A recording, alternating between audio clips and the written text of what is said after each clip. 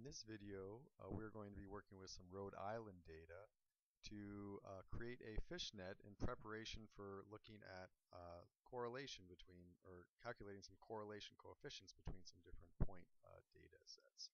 And so what we've got here is Rhode Island, shown by the municipalities layer we got from this Rhode Island GIS site. And I've just chosen two different point shape files. We've got fishing or boating access points, and then dams. And one thing to note, I've set the data properties for this data frame as NAD 83 State Plane Rhode Island FIPS 3800 because that matches the coordinate information for these different point files.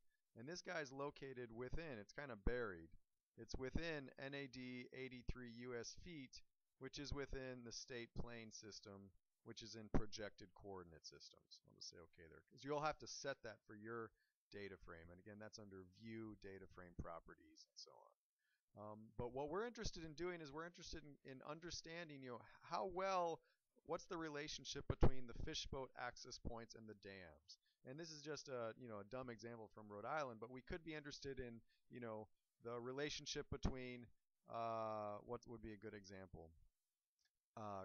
Crime and the locations of open-air drug markets. It could be something, any type of question you might have where this information might be worthwhile.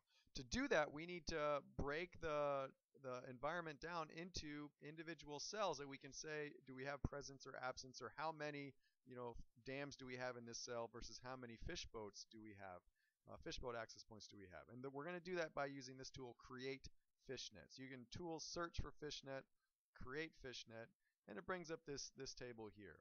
And so the output feature class is the name of the fishnet, and I'm going to just call this fishnet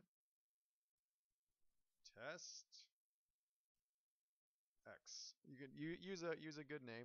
The template extent, this you want it to be the same as your layer town. So this will make a fishnet that will cover, in this case, the state of Rhode Island.